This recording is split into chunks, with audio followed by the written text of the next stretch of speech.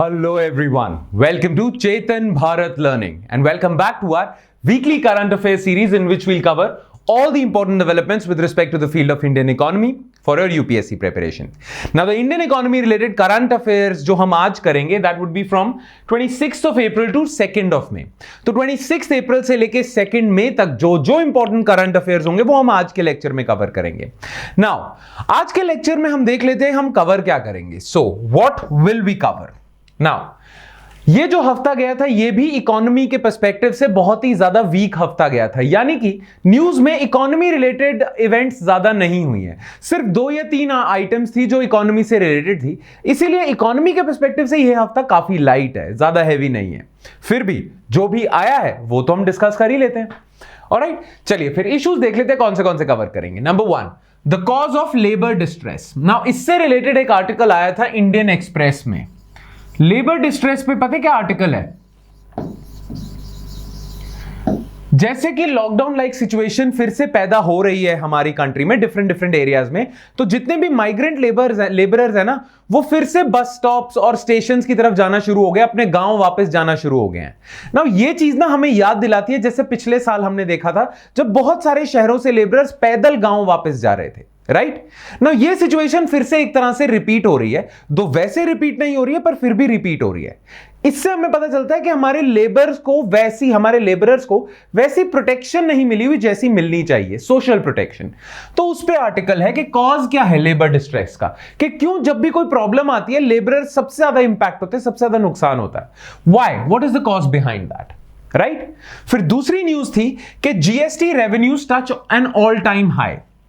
GST revenue for the month of April जो अभी आए थे इसमें ऑल टाइम हाई टच करा है जीएसटी ने. बहुत ज्यादा रेवेन्यूज 1.4 लाख करोड़ इन्होंने कलेक्ट कर लिया है. इतने ज्यादा एक महीने में जीएसटी के थ्रू कभी रेवेन्यूज आए ही नहीं है. और पिछले 7 महीनों से ना जीएसटी की रिकॉर्ड ब्रेकिंग कलेक्शंस होती जा रही हैं.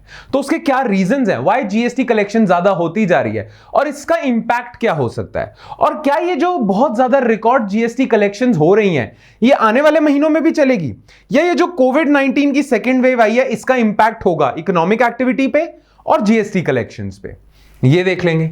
ऑलराइट, फिर जैसा कि हम हर बार करते हैं इंपॉर्टेंट आर्टिकल्स टू रीड, तो इंपॉर्टेंट आर्टिकल सिर्फ एक है, द हिंदू में आया था, उसको मैं आपके साथ डिस्कस कर लूंगा पर उसको आपने खुद पढ़ना भी है. राइट, सो एक आर्टिकल जैसे कि मैं 1 या 2 आर्टिकल्स मैं आपको हमेशा इस करंट अफेयर्स की वीडियो में होमवर्क देता हूं, वो आपने आर्टिकल्स खुद पढ़ने होते हैं, तो वो आर्टिकल भी देख लेंगे, डिस्कस कर लेंगे.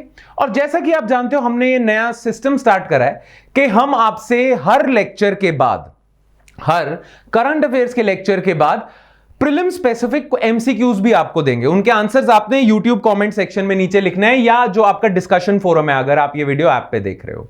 Alright, so important MCQs for prelims. And में 2 एमसीक्यूज हम देखेंगे, डिस्कस करेंगे, जिनके आंसर आपने मुझे देने हैं जो इस लेक्चर से रिलेटेड होंगे. ऑलराइट, तो हमने ये तो देख लिया व्हाट विल वी कवर. अब हम सीधा आ जाते हैं इशू एट हैंड पे. Informality, the cause of labour distress, ये इंडियन एक्सप्रेस का आर्टिकल है. पहला इशू है, all right, cause of labour distress, informality. ये कहता है कि हमारे इंडिया में लेबर फोर्स को आप 2 पार्ट्स में डिवाइड कर सकते हो, formal labour force, informal labour force. Informal labour force बहुत ज्यादा है और इसी वजह से जब भी कोई प्रॉब्लम आती है सबसे ज्यादा इंपैक्ट ही नहीं होता है. राइट, चलिए देखते हैं. Labour distress during covid. With the spread of new variants of COVID-19 and the anticipation of further extension of the short lockdowns, the exodus यानी कि migration of laborers is visible again. फिर से start हो गया. This situation again exposes our system for not providing adequate safeguards that prevent such mass exodus. हमारे system में safeguards नहीं दिए गए हैं लेबरर्स को, तभी ऐसी सिचुएशन आती है. Now ये सिचुएशन क्यों आती है, क्या प्रॉब्लम्स है इंडिया के लेबर स्ट्रक्चर में, उसको समझने के लिए, प्रॉब्लम्स को समझने के लिए आपको यह तो पता होना चाहिए कि इंडिया का लेबर स्ट्रक्चर कैसा है. तो सबसे पहले तो वो देख लेते हैं. Alright, classification of labour force in India. Now labour force जितनी भी इंडिया में है उसको 2 पार्ट्स में आप डिवाइड कर सकते हो. Formal, informal. Now formal labour force कौन सी होती है? फॉर्मल लेबर फोर्स वो फोर्स होती है, या फॉर्मल लेबरर्स वो लेबरर्स होते हैं जो ऑर्गेनाइज्ड एस्टैब्लिशमेंट्स में काम करते हैं, ऑर्गेनाइज्ड एंटरप्राइजेस में काम करते हैं। वो कंपनीज जिन्होंने अपने आप को रजिस्टर करा हुआ है, ठीक है, और वो ऑर्गेनाइज्ड इंडस्ट्रीज हैं, उनमें जो लेबरर्स काम करेंगे वो फॉर्मल होंगे। जैसे जो लेबरर्स होते हैं वो तो एक करियाने की दुकान पे भी काम करते हैं, एक रेडी में भी काम कर सकते हैं, एक बूथ में भी काम कर सकते हैं ना। रेडी, करियाने की दुकान, बूथ, ये ऑफिशियली रजिस्टर्ड तो होते नहीं है। बहुत सारे रेडी वगैरह थोड़ी रजिस्टर होती है। तो जो एक रेडी पे लेबरर काम कर रहा है वो इनफॉर्मल होगा। पर फॉर्मल कौन से होंगे? फॉर्मल वर्कर्स वही होंगे जो ऑर्गेनाइज्ड एस्टैब्लिशमेंट्स में काम करते हैं, ठीक है, ऑर्गेनाइज्ड एस्टैब्लिशमेंट्स। और ऑर्गेनाइज्ड एस्टैब्लिशमेंट गवर्नमेंट भी हो सकती है, जैसे कोई पीएन है गवर्नमेंट ऑफिस में, वो भी ऑर्गेनाइज्ड एस्टैब्लिशमेंट ही है गवर्नमेंट, या प्राइवेट भी हो सकती है। पता है ऑर्गेनाइज्ड एंटरप्राइजेस का डेफिनेशन पता है क्या है? कोई भी कंपनी जिसने अपने आप को रजिस्टर करा हुआ है और वो मोर देन 10 लेबरर्स को या 10 लोगों को इंप्लॉयमेंट देता है, तो वो ऑर्गेनाइज्ड गिना जाएगा अंडर फैक्ट्रीज एक्ट। कोई भी फैक्ट्री है जो मोर देन 10 लेबरर्स को इंप्लॉय कर रही है, अगर उसके पास इलेक्ट्रिसिटी कनेक्शन है, जो कि आजकल सबके पास होता है, अगर उसके पास इलेक्ट्रिसिटी कनेक्शन नहीं है तो मोर देन 20 लोगों को अगर वो इंप्लॉयमेंट दे रही है तो वो ऑफिशियली रजिस्टर्ड है, ऑर्गेनाइज्ड है। ये डेफिनेशन दी गई थी फैक्ट्रीज एक्ट में, ठीक है। तो जितने भी वर्कर्स ऑर्गेनाइज्ड एस्टैब्लिशमेंट्स में काम करते हैं, गवर्नमेंट में काम करते हैं, उन्हें हम फॉर्मल वर्कफोर्स कहते हैं। ना फॉर्मल वर्कफोर्स कैसे बेटर है? जो फॉर्मल वर्कफोर्स होते हैं ना, उन्हें रेगुलर सैलरी मिलेगी, ठीक है। जो फॉर्मल वर्कफोर्स है उन्हें सोशल सिक्योरिटी बेनिफिट्स मिलेंगे, जैसे पीएफ मिलेगा, पेंशन की फैसिलिटी मिलेगी। तो उन्हें सोशल सिक्योरिटी सेफगार्ड्स भी हैं, इंश्योरेंस भी है, ठीक है, सेविंग्स भी है, रेगुलर जॉब भी है, राइट, और प्रिडिक्टेबल जॉब भी है, ठीक है। ये फायदे हैं फॉर्मल वर्कफोर्स के। इनफॉर्मल वर्कफोर्स कौन सी होती है? इनफॉर्मल वर्कफोर्स होती है जो किसी आप रजिस्टर्ड या ऑर्गेनाइज्ड एस्टैब्लिशमेंट में काम नहीं करते। जो दिहाड़ीदार मजदूर होते हैं वो इनफॉर्मल वर्कर होंगे। कैजुअल डेली लेबरर्स जो दिहाड़ी पे काम करते हैं मजदूर, वो रेगुलर सैलरीड थोड़ी है, वो फॉर्मल वर्कफोर्स थोड़ी है, वो तो वर्कर्स हैं जो दिहाड़ी पे काम करते हैं, तो दे आर इनफॉर्मल, ठीक है। उनको डेली वेज के हिसाब से वेज मिलती है, जिस दिन काम करेंगे उस दिन पैसा मिलेगा, नहीं करेंगे नहीं मिलेगा। तो उनकी जॉब सिक्योरिटी कोई नहीं है। अगर कोई प्रॉब्लम आ जाती है, कोई जॉब सिक्योरिटी नहीं, कोई सेविंग्स नहीं, कोई पीएफ बेनिफिट्स नहीं, कोई इंश्योरेंस बेनिफिट नहीं, कुछ भी नहीं, मेडिकल इंश्योरेंस कुछ भी नहीं है उनके पास, ना वो ट्रेड यूनियंस फॉर्म कर सकते, राइट। तो इसीलिए इनफॉर्मल वर्कर्स होते हैं जो अनऑर्गेनाइज सेक्टर में काम करते हैं, फॉर्मल जो ऑर्गेनाइज सेक्टर में काम करते हैं। फॉर्मल के पास बहुत सारे बेनिफिट्स हैं, जैसे गवर्नमेंट लेबर लॉज बनाती है ना, कि अगर आप ओवर टाइम किसी को काम करवा रहे हो तो उसको एक्स्ट्रा पैसे देने पड़ेंगे, इतनी मिनिमम वेज देनी पड़ेगी। ये गवर्नमेंट ने लेबर लॉज बनाए हैं। लेबर लॉज भी इन्हीं पे लागू होते हैं, फॉर्मल पे। ये बेचारों पे कोई लेबर लॉ ही नहीं है, 24 घंटे काम करवा रहे हो कोई नहीं, मिनिमम वेजेस नहीं दे रहे इन्हें, कोई पूछताछ नहीं, क्योंकि ऑर्गेनाइज सेक्टर में नहीं है ये, राइट। नाउ इनफॉर्मल वर्कर्स ही होते हैं जो वल्नरेबल होते हैं। कभी जब भी कोविड-19 जैसा क्राइसिस आता है तो ये जो माइग्रेंट लेबरर्स होते हैं ना, ये इनफॉर्मल ही होते हैं, क्योंकि फॉर्मल के पास तो सोशल सेफगार्ड्स हैं, बेनिफिट्स हैं, इनफॉर्मल के पास तो कुछ नहीं है। जिस दिन काम पे जाएंगे उस दिन पैसा आएगा, जिस दिन काम पे नहीं जाएंगे उस दिन पैसा ही नहीं आएगा। कोविड-19 आ गया, काम बंद हो गया, पैसा ही नहीं आ रहा, खाना खाने को लाले पड़ गए, राइट। तो इनफॉर्मल वर्कफोर्स आपके ज्यादा है, इसीलिए ये प्रॉब्लम आती है माइग्रेंट लेबर की, ये आपके लेबर फोर्स की प्रॉब्लम है, राइट। अभी देखते हैं हमारे कंट्री में फॉर्मल कितनी है, इनफॉर्मल कितनी है, ऑलराइट। नाउ एक और तरीका आप लेबर फोर्स को क्लासिफाई कर सकते हो। इंडिया में जितने भी लेबरर हैं उनको आप 3 पार्ट्स में डिवाइड कर सकते हो। एक होते हैं सेल्फ एम्प्लॉयड, जिनके खुद के बिजनेस होते हैं, जिनका खुद का काम होता है। जैसे आपका खुद का बिजनेस है, आप अपने बिजनेस के ओनर हो, आप सेल्फ एम्प्लॉयड हो। आपकी खुद की रेडी है तो भी आप सेल्फ एम्प्लॉयड हो। आप किसान हो अपने ही खेत में तो भी आप सेल्फ एम्प्लॉयड हो, राइट। तो सेल्फ एम्प्लॉयड होना मतलब अपना ही काम होना। ये जरूरी नहीं है अच्छा होता है, जरूरी नहीं है कि सारे सेल्फ एम्प्लॉयड अंबानी जैसे हैं, रेडिया लगाने वाले भी सेल्फ एम्प्लॉयड है। खैर, एक होते हैं रेगुलर सैलरीड, ये तो फॉर्मल वर्कर्स होंगे आपके, रेगुलर सैलरीज आ रही हैं इन्हें। और एक होते हैं आपके कैजुअल वर्कर्स, ये दिहाड़ीदार मजदूर होते हैं, राइट? तो इनफॉर्मल वर्कर जनरली यहां से आएंगे या यहां से आएंगे, रेगुलर सैलरीड तो फॉर्मल है। खैर आप इस तरीके से भी कर सकते हो। अब देखते हैं कौन से टाइप की कितनी तादाद है, क्या ज्यादा फॉर्मल है या इनफॉर्मल है। Situation of Indian labour force. The current migrant crisis in India can be blamed on the lack of adequate social protections for migrant workers, and the main reason for that is informalization of Indian workforce. India में ज्यादा informal workers हैं, जो जिनके पास कोई safeguard ही नहीं है, protections ही नहीं है, right? The latest periodic labor force survey, ये periodic labor survey लिखा है, labor force survey, periodic labor force survey 2018-19 में जो हुआ था, latest data आपके कंट्री में जो लेबर फोर्स है उसका लेटेस्ट डेटा पीएलएफएस से आया है, ठीक है? वो क्या कहता है? वो कहता है कि अर्बन की मैं बात करूं ना, अगर अर्बन एरियाज की बात करूं तो अर्बन एरियाज में 23% फॉर्मल वर्कर्स हैं और 77% आर इनफॉर्मल वर्कर्स, ठीक है? अर्बन एरियाज में 23% फॉर्मल है और 77% are informal workers. Informal workers due to lack of social safeguards are vulnerable to economic and political shocks in urban areas, है ना? अब ये जो कोविड-19 क्राइसिस आया, ये एक इकोनॉमिक शॉक ही था। तो जब भी कोई इकोनॉमिक शॉक आएगा, कोई भी पॉलिटिकल शॉक आएगा, कोई भी सोशल शॉक आएगा, सबसे ज्यादा वल्नरेबल होंगे ये इनफॉर्मल वर्कर्स, क्योंकि फॉर्मल वर्कर्स के पास तो सेविंग्स हैं, इंश्योरेंस हैं, कुछ बेनिफिट्स हैं, ठीक है? इनके पास तो कुछ नहीं है। जिस दिन जाएंगे उसी दिन, जिस दिन काम पे जाएंगे उसी दिन घर पे रोटी आएगी, right? So informal workers are least protected, they are vulnerable to economic and political shocks. और अर्बन एरियाज में 77% of your workforce is informal. हमें लगता है ना शायद 50-50 हो, 77% इनफॉर्मल वर्कर्स हैं जो डेली वेजेस पे काम कर रहे हैं। क्लियर? चलो situation of Indian labour force आगे देखते हैं। Of the total workforce around 38% workers are self employed, 48.7% are regular salaried workers and 13.5% are casual workers. अगर अर्बन एरियाज के जो एम्प्लॉयमेंट है, अर्बन एरियाज में जितने भी लोग काम कर रहे हैं, उनमें देखा जाए तो सबसे ज्यादा रेगुलर सैलरीड होते हैं, फिर आपके सेल्फ एम्प्लॉयड होते हैं और फिर कैजुअल वर्कर्स होते हैं, ठीक है? कैजुअल डेली वेज लेबरर्स, और ये सेल्फ एम्प्लॉयड में भी ज्यादातर यही है, ये रेडी वाले, पंसेरी वाले, ये सारे। खैर, the casual workers among the informal workers are the most susceptible to economic shocks as most of them do unskilled low paid occupational jobs.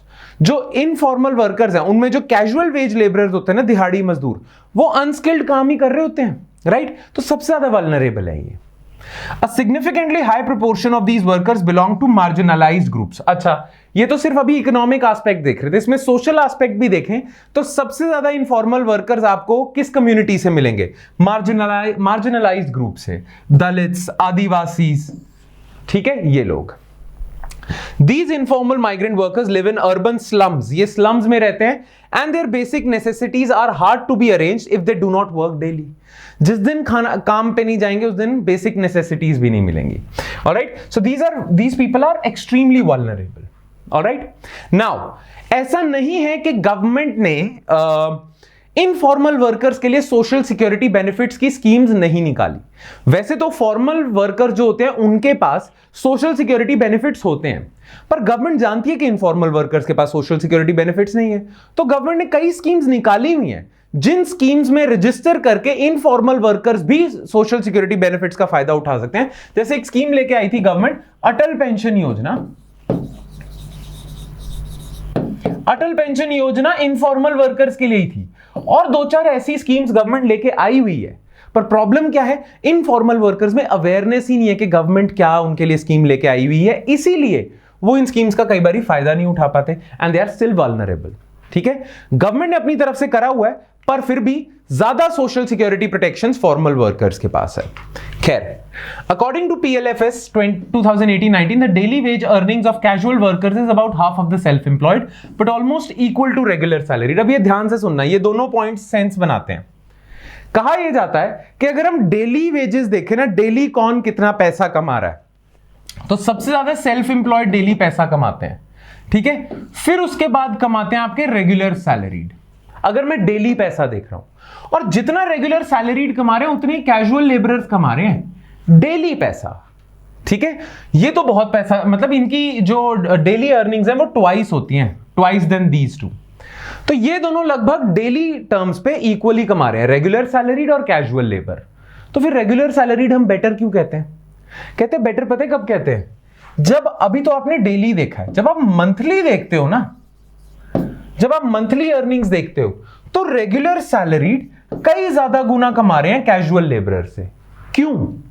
क्योंकि अगर आप डेली देखो तो दिहाड़ीदार मजदूर भी उतना ही कमा रहा है जितना रेगुलर सैलरीड कमा रहा है, मतलब ऑन एवरेज आप देख रहे हो, ठीक है। पर जो रेगुलर सैलरीड होता है वो रेगुलर है, उसकी जॉब प्रिडिक्टेबिलिटी है, वो कहीं पे लगा हुआ है। अगर कहीं पे कोई प्रॉब्लम आ जाती है, कुछ होते तो भी उसकी जॉब है, उसको तनख्वाह मिलती जाएगी, उसकी प्रिडिक्टेबिलिटी है जॉब की। जो कैजुअल लेबरर है उसकी क्या प्रिडिक्टेबिलिटी है? आज है कल नहीं है, कहीं कुछ हो, प्रॉब्लम होगी, ईंट का भट्ठा बैठ गया तो जॉब नहीं है, पैसे नहीं मिलेंगे। जो रेगुलर सैलरीड है उसकी तो प्रिडिक्टेबल जॉब है, ठीक है। और रेगुलर सैलरीड है, अगर उसको काम एक्स्ट्रा करवा रहे तो ओवर टाइम भी देंगे, अगर उसे पेड लीव भी दे देते हैं उसे, तो मंथली टर्म्स में तो वो ज्यादा कमा लेता है क्योंकि उसकी वो जाता रहता है जॉब में। इसकी आज जॉब है, आज नहीं है कैजुअल लेबरर की, तो इसीलिए कैजुअल लेबरर मंथली टर्म्स में पीछे रह जाता है। बहुत बुरी सिचुएशन है दिहाड़ी मजदूर होना।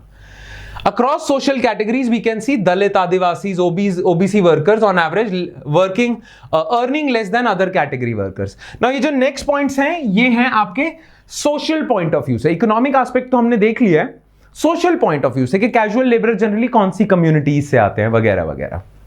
Alright, चलिए, वही चीज है, comparing the wage earnings of these informal workers to the minimum wage stipulated for unskilled workers as per Minimum Wage Act, कि अनस्किल्ड वर्कर्स को कितनी मिनिमम वेज मिलनी चाहिए। ये मिनिमम वेज एक्ट आपने निकाला था। आपको पता है इनफॉर्मल वर्कर्स को ये भी नहीं मिलती, मिनिमम वेज ही नहीं मिलती, क्योंकि रजिस्टर्ड ही नहीं है कहीं। We find that around 32% of all urban informal workers do not get even the basic minimum wage, ठीक है। तो पैसा वो उतना ही कमा रहे हैं जितना उस दिन अपना पेट भर सके, मिनिमम वेज भी नहीं आ रही है। Furthermore, about 10% of informal workers earn less than the poverty line. जितने poverty line में लिखा हुआ है ना कि एक दिन में आप कितना कमाते हो, उससे कम कमाते हैं, यानी कि वो तो पुअर तो हैं ही है वो बहुत ज्यादा। An additional about 38% workers are the vulnerable poor. Now vulnerable poor कौन से होते हैं? एक तो पुअर होते हैं जो poverty line से नीचे हैं। जैसे मान लो अगर poverty line है कि जो इंसान 50 रुपए पर डे से कम कमाता है वो पुअर है। वल्नरेबल पुअर पता कौन से होंगे? जो इंसान 100 रुपए से, that is twice the poverty line, जो इंसान 100 रुपए पर डे से कम कमाता है वो वल्नरेबल पुअर है, यानी कि वो कोई बहुत ज्यादा पैसे नहीं कमा रहा है, तो वो पुअर कभी भी हो सकता है, राइट। तो इसीलिए वल्नरेबल पुअर 38% लोग हैं। क्लियर? चलो, कंक्लूजन क्या है ये आप देख सकते हो। ये जो इंडियन एक्सप्रेस में आर्टिकल आया था ना, इसका लास्ट पैराग्राफ पूरा का पूरा मैंने आपको कंक्लूजन दे दिया है। ये आपके मेंस आंसर राइटिंग में काफी हेल्पफुल हो सकता है, तो इसको हम डिस्कस नहीं करेंगे, आपने नोट्स में से देख लेना है, पूरे के पूरे को पढ़ना है, सारा समझ आ जाएगा। मेंस आंसर राइटिंग में आर्ग्यूमेंट्स अच्छे लिख पाओगे आप, ठीक है, तो इसे जरूर पढ़ना। ऑलराइट, चलो अब हम आ जाते हैं नेक्स्ट न्यूज पे, which is record high GST revenues. ठीक है, ये आर्टिकल आया था आपके द हिंदू में, वैसे तो इंडियन एक्सप्रेस में भी आया था, पर द हिंदू में अच्छे से एक्सप्लेन करा हुआ है, तो उसी को हम डिस्कस करेंगे ना। हिंदू में क्या है? GST revenues touch all time high of 1.41 lakh in April. ना जब भी जीएसटी रेवेन्यूज आपके कंट्री में ज्यादा होंगे, इसका मतलब क्या है कि आपके कंट्री में जीएसटी ज्यादा कलेक्ट हो रहा है ना। जीएसटी क्या है? Goods and services tax. ना गुड्स एंड सर्विसेज टैक्स तभी कलेक्ट होता है जब गुड्स एंड सर्विसेज की ट्रांजैक्शन होती है। अगर रिकॉर्ड जीएसटी रेवेन्यू आ रहा है, that means GST goods and services ज्यादा ट्रांजैक्शन हो रही है, तभी तो जीएसटी कलेक्ट ज्यादा हो रहा है। जितने ज्यादा गुड्स एंड सर्विसेज की ट्रांजैक्शन होगी उतने ही ज्यादा जीएसटी कलेक्ट होगा। और अगर ज्यादा गुड्स एंड सर्विसेज की ट्रांजैक्शन हो रही है तो आपकी इकोनॉमी अच्छी चल रही है, राइट ना। अभी तक मार्च अप्रैल में ही आपकी ना सेकेंड वेव स्टार्ट हो गई थी कोविड-19 की। सब लोग एक्सपेक्ट कर रहे थे कि इकोनॉमी बहुत ही ज्यादा नीचे गिरेगी, बट अभी तक अप्रैल और मार्च के जो फिगर्स आए हैं जीएसटी कलेक्शंस के, वो बताते हैं कि आपकी इकोनॉमी ठीक ठाक रेजिलिएंट है। आपकी इकोनॉमी ने तो ठीक ठाक रिकॉर्ड ब्रेकिंग करी है, आपकी इकोनॉमी सही चल रही है एज ऑफ नाउ। अप्रैल तक की अगर हम बात करें तो आपकी इकोनॉमी ने ठीक ठाक कलेक्शंस दिखाई हैं। दैट मींस आपकी इकोनॉमी ठीक ठाक चल रही थी। पर बहुत सारे लोग ये कहते हैं कि अब आने वाले समय में जैसे ही मई की बारी आएगी, मई में देखना जीएसटी कलेक्शंस बहुत ज्यादा गिर जाएगी। खैर, बहरहाल आपको यह पता होना चाहिए कि जितनी ज्यादा जीएसटी कलेक्शंस उतने ज्यादा गुड्स एंड सर्विसेज बिक रहे हैं, और जितने ज्यादा बिक रहे हैं उतनी इकोनॉमी अच्छी चल रही है। सो record high GST collections in the month of April means that your economy has been resilient. उस पे अप्रैल तक या मार्च तक कोविड-19 का इतना इंपैक्ट नहीं हुआ जितना लोग सोच रहे थे, राइट? अभी हो सकता है, और हो सकता है अभी होगा भी, पर अभी तक नहीं हुआ अप्रैल तक। खैर, boost to GST revenues. Gross revenues from goods and services tax hit a record high of 1.41 lakh crore in April 2021, suggesting economic activity may not yet be as badly affected amidst the going second wave of COVID-19 pandemic as last year. ठीक है, पिछले साल का जो अप्रैल था उसमें तो बिल्कुल ही गिर गई थी, क्योंकि ब्रूटल लॉकडाउन लग गया था ना, सब बंद हो गया था। पर इस साल का अप्रैल ठीक गया है। Alright, April's GST collection surpassed the previous highest collection of 1.24 lakh crore in March. ठीक है, मार्च से भी ज्यादा कलेक्शंस हो गई हैं। Tax experts expect some moderation in the revenue in the coming months due to the gradual imposition of partial and full lockdown across states. अब धीरे धीरे लॉकडाउन लगते जा रहे हैं, तो मई के महीने में आप देखोगे गिर जाएगा ये। Alright? The government on its part said the steady increase in GST collections over recent months clearly indicates a sustained economic recovery is underway. Government कहती है कि हम तो आपको कह रहे हैं, आप नहीं मान रहे कि इकोनॉमिक रिकवरी अच्छे से हो रही थी। अभी तक इकोनॉमिक रिकवरी ठीक ठाक हो रही है। ये प्रूफ है आपके जीएसटी कलेक्शन से। जीएसटी कलेक्शंस देख लो, रिकॉर्ड ब्रेक कर रहे थे, तो इसका मतलब इकोनॉमिक रिकवरी अच्छे से हो रही है। तो ये प्रूफ था। पर अब कोविड-19 की सेकेंड वेव आ गई है, तो ये जो रिकवरी हो रही थी इसमें थोड़ा सा डेंट जरूर पड़ेगा। पर गवर्नमेंट का आर्ग्यूमेंट है कि ये प्रूफ है कि इकोनॉमिक रिकवरी हो रही थी। Alright, reasons for boost to GST revenues. GST revenues क्यों बढ़े हैं? एक, इकोनॉमिक रिकवरी भाई जेन्युइनली हो रही थी, ठीक है, इन द पास्ट मंथ्स हो रही थी, तभी है। Next, anti evasion measure like e invoicing, data analytics led investigation. इसका मतलब क्या है कि कई लोग जीएसटी चुरा रहे थे, नकली बिल जनरेट कर रहे थे, इनवॉइसिंग अच्छे से नहीं कर रहे थे, तो गवर्नमेंट ने ठीक ठाक मेजर्स निकाले हैं। ई इनवॉइसिंग एक मेजर है, डेटा एनालिटिक्स लेड इन्वेस्टिगेशन है कि गवर्नमेंट के पास डिफरेंट डेटाबेसेस पड़े हैं, इनकम टैक्स का भी डेटा पड़ा है, जीएसटी का भी डेटा पड़ा है, और बहुत सारे इंटेलिजेंस एजेंसीज का डेटा पड़ा है। सबके डेटा को एनालाइज करके देखते हैं कि इस इंसान ने जिसने जीएसटी चुराया है, अभी तक भरा नहीं है, भरना बनता था, क्या इसका बनता है या नहीं बनता, मतलब इन्वेस्टिगेशन के लिए प्रूफ हो जाएगा। तो बहुत कम लोग अब जीएसटी चुरा रहे हैं। जीएसटी मतलब अच्छे से सारे लोग टाइम पे कर रहे हैं। अब जीएसटी से जो बचत होती थी, टैक्स इवेजन होती थी जो, वो लोग कम कर रहे हैं इवेजन। ठीक है, गवर्नमेंट ने अच्छे स्टेप्स लिए हैं, टेक्नोलॉजी का सहारा लिया है, बिग डेटा का सहारा लिया है, ठीक है, ई इनवॉइसिंग इसको यूज करा है, तो इस वजह से भी रेवेन्यू बढ़ा है। ठीक है, प्लस मार्च 2021 में फाइनेंशियल ईयर खत्म हुआ था, तो कई लोग ना एनुअल रिटर्न्स भी भरते हैं जीएसटी की। वैसे तो जीएसटी की मंथली रिटर्न होती है, पर कई लोगों के लिए एनुअल रिटर्न भी है। तो एक साल के एंड में सबने अपनी ट्रांजैक्शंस का लेखा जोखा कर दिया और अप्रैल में टैक्स भर दिया, है ना। तो ईयर एंड ऑडिट हुआ पूरे साल का, मार्च 31 मार्च तक पूरा ऑडिट हुआ, फाइनेंशियल क्लोजर उन्होंने दिखाया कंपनीज ने मार्च 2021 का, और अप्रैल में सारा साल का टैक्स भर दिया। तो उस वजह से भी काफी ज्यादा कई कंपनीज ने, सारी कंपनीज ने नहीं, कई कंपनीज ने, तो उस वजह से भी बढ़ा है। प्लस ये गवर्नमेंट का क्या कहना है, closer monitoring against fake bills, deep data analytics using data from multiple sources including GST, income tax, customer IT systems, ठीक है, इनकम टैक्स का है, आईटी सिस्टम है, effective tax administration have also contributed to the steady increase in tax revenue.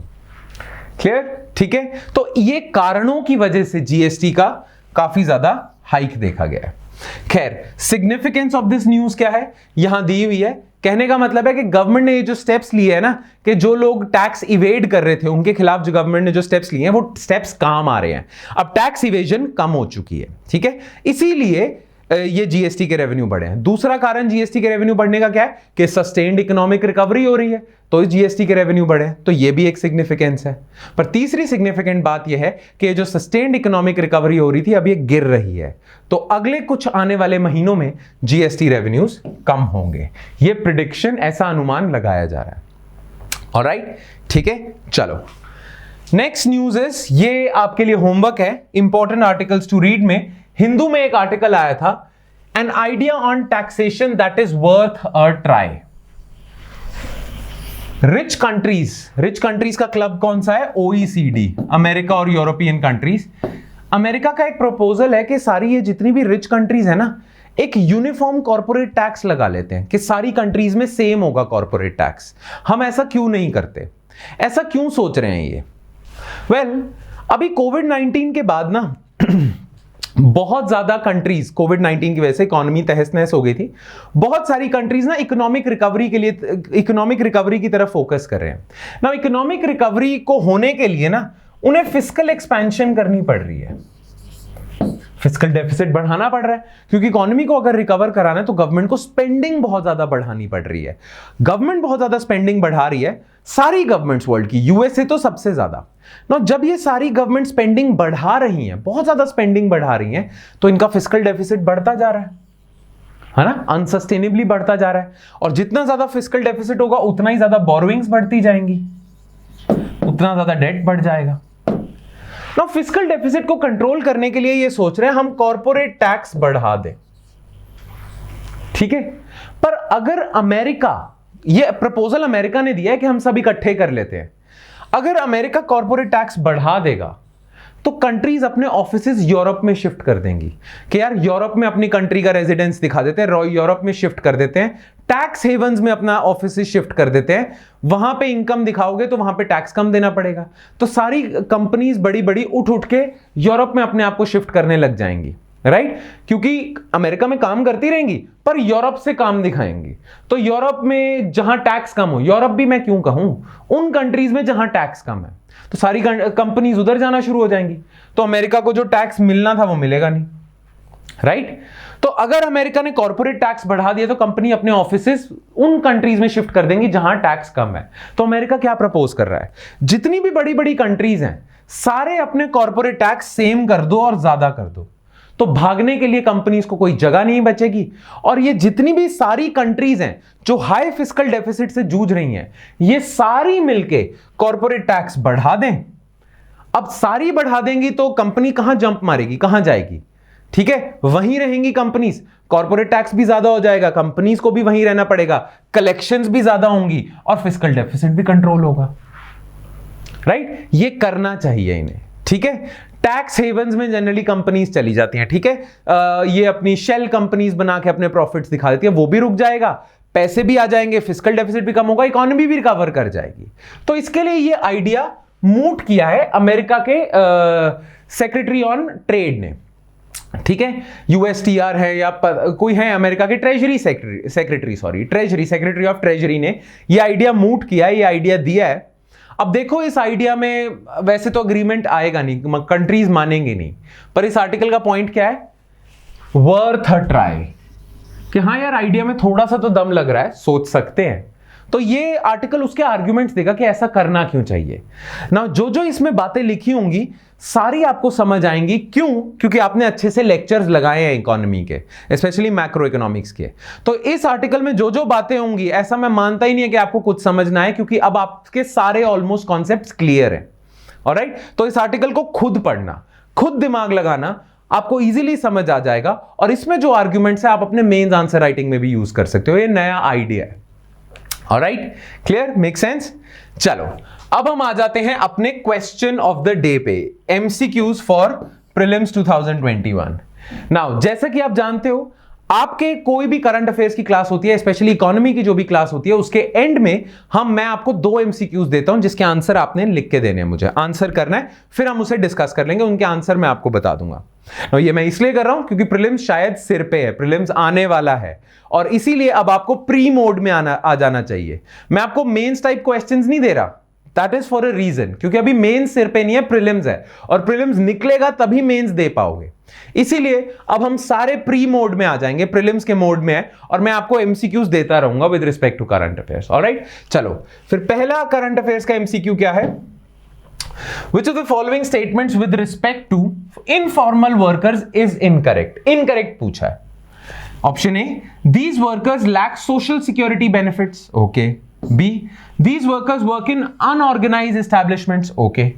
There is no government scheme. Again, no word पे importance रखना.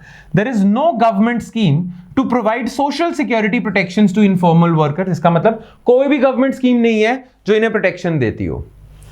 Generally, daily wage laborers are considered informal workers. ये भी है. ठीक है, इसका answer लिखना. Next, question number 2. Which of the following statements regarding corporate tax is are correct? Reduction in corporate tax has the potential to boost foreign direct investment in a country. अगर आप किसी कंट्री में corporate tax कम कर दोगे तो बाहर से companies उठ के आएंगी इंडिया में. अगर इंडिया में आप कॉर्पोरेट टैक्स कम कर दोगे तो बहुत सारी कंपनीज इंडिया में एस्टैब्लिश होंगी, इन्वेस्टमेंट लेके आएंगी वो, जिन्हें हम फॉरेन डायरेक्ट इन्वेस्टमेंट कहेंगे. Okay, statement 1. Increase in corporate tax collection helps in fiscal consolidation. ये दूसरा आर्ग्यूमेंट है. ना पूछा क्या है? करेक्ट पूछा हुआ है. ठीक है, तो select the correct option given below. Only 1, only 2, both 1 and 2, neither 1 nor 2. Alright, clear, make sense? ठीक है, चलो फिर that's it from my side guys. I hope you liked today's lecture and I hope you understood each and every concept that I was trying to explain to you guys. Alright, so that's it from my side guys. I'll see you next time with more stuff. Thank you. Hi. अगर आपको ये lecture पसंद आया तो हमारे channel को subscribe कीजिए, और अगर आप यूपीएससी 2021 के प्रीलिम्स के लिए सीरियस हैं तो हमारा क्रैश कोर्स जरूर ज्वाइन कीजिए. कोर्स की डिटेल्स आपको हमारी वेबसाइट, जिसका लिंक डिस्क्रिप्शन सेक्शन में होगा, उस पर मिल जाएंगी. नहीं तो आप हमें कॉल कर सकते हैं नीचे दिए गए नंबर पर.